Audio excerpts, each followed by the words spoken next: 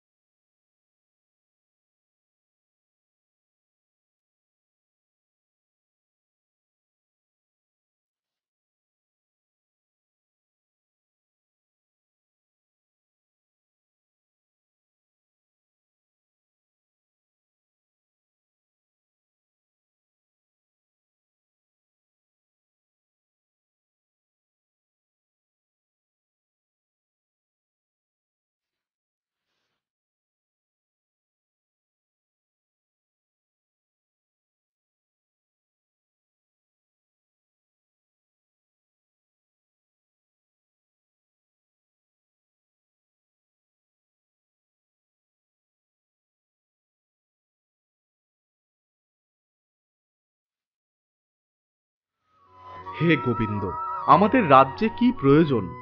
আর সুখভোগ বা জীবন ধারণেরই বা কি প্রয়োজন, যখন দেখছি যাদের জন্য রাজ্য ও ভোগ সুখের কামনা, তারা সকলেই এই রণক্ষেত্রে আজ উপস্থিত।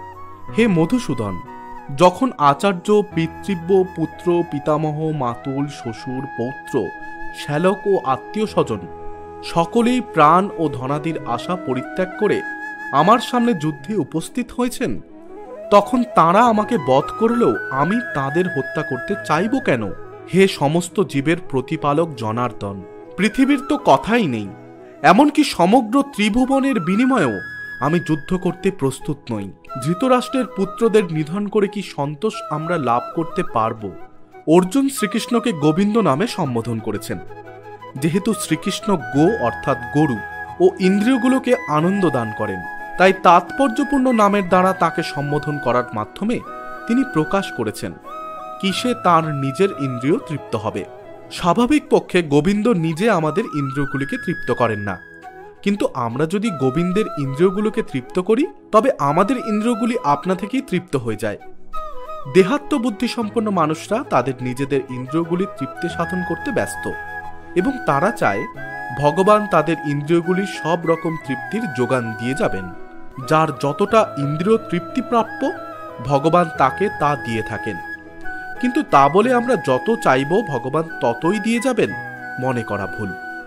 কিন্তু তার বিপরীত পন্থা গ্রহণ করে, অর্থাৎ যখন আমরা আমাদের ইন্দ্রিয় তৃপ্তির কথা না ভেবে গোবিন্দের ইন্দ্রিয়ের সেবায় ব্রতী হই, তখন গোবিন্দের আশীর্বাদে আমাদের সমস্ত বাসনা আপনা থেকেই তৃপ্ত হয়ে যায়।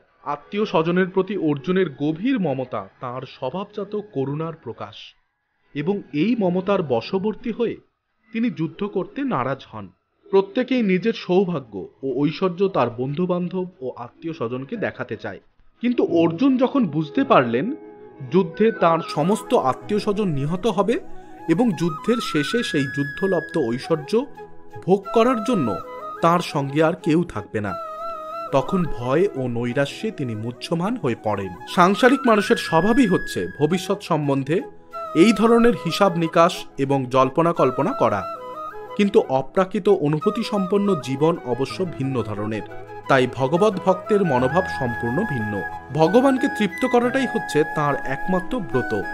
তাই ভগবান যখন চান, তখন তিনি পৃথিবীর সব রকম ঐশ্বর্য গ্রহণ করতে কুণ্ঠিত হন না। আবার ভগবান যখন চান না, তখন তিনি কিছুই গ্রহণ করেন না।